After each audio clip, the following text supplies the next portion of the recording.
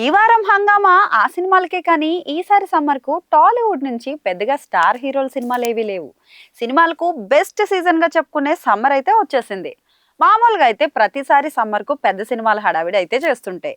కానీ ఈసారి సమ్మర్కు టాలీవుడ్ నుంచి పెద్దగా స్టార్ హీరోల సినిమాలు ఏవీ లేవు. ముందుగా ఏప్రిల్ ఫస్ట్ వీక్లో పలు చిన్న సినిమాలు రిలీజ్కి రెడీ అయ్యాయి. ఏప్రిల్ 4న రానున్న సినిమాలు వాటి గురించి ఇక్కడ తెలుసుకుందాం. ఇందులో మొదటిగా చెప్పుకోవాల్సింది నందమూరి బాలకృష్ణ హీరోగా వస్తున్న ఆదిత్య 369. గతం భవిష్యత్తును మిళితం చేస్తూ సంగీతం శ్రీనివాసరావు దర్శకత్వంలో తెరకెక్కిన ఈ సినిమా ఏప్రిల్ 4న అయితే రిలీజ్ కానుంది.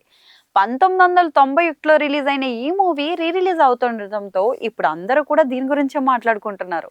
ఏప్రిల్ 4న ఆదిత్య 369 పలు థియేటర్లలో రిలీజ్ కానుంది.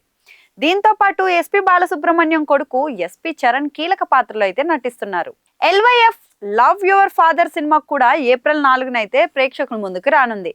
పవన్ కేతిరాజు దర్శకత్వంలో తెరకెక్కుతున్న ఈ సినిమా తండ్రి కొడుకుల అనుబంధంతో పాటు మైథలాజికల్ టచ్ తో రానున్నట్లు ఆల్రెడీ రిలీజ్ అయిన కంటెంట్ చూస్తుంటే అర్థమైపోతుంది. రామ్ గోపాల్ వర్మ మూల కథతో రూపొందిన శారీ కూడా ఏప్రిల్ 4న అయితే రిలీజ్ కానుంది. గిరికృష్ణ కమల్ దర్శకత్వం వహించిన ఈ సినిమాలో సత్య యాదవ్, ఆరాధ్య దేవి ప్రధాన పాత్రలో నటించగా కొన్నిసార్లు పర్సనల్ విషయాల్ని షేర్ చేసుకున్నారు. తర్వాత ఎదురయ్యే ఇబ్బందుల నేపథ్యంలో రూపొందిన శారీ సినిమా చూసాక ప్రతి అమ్మాయి జాగ్రత్త పడుతుందని రామ్ గోపాల్ వర్మ ఈ సినిమా గురించి చెప్పి హైప్ అయితే ఇచ్చేశారు.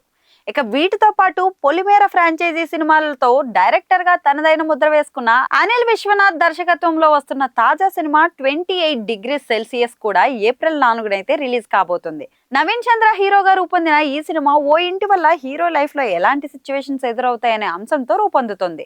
1966-1990 నేపథ్యంలో ఫ్యాంటసీ డ్రామాగా రూపొందుతున్న వృషభ ఏప్రిల్ 4న ప్రేక్షకుల ముందుకైతే వస్తుంది. మరి ఈ సినిమాలో జీవన్ అలేఖ్య జంటగా నటిస్తుండగా అశ్విన్ కామరాజు కొప్పల ఈ సినిమాకు దర్శకత్వం వహించారు. ఈ మూవీ ఆధ్యాత్మికంగా ఉంటూనే మనుషులకు పశువులకు మధ్య ఉండే బాండింగ్ ను ఇందులో చూపించినట్లు చిత్ర యూనిట్ అయితే చెప్తుంది.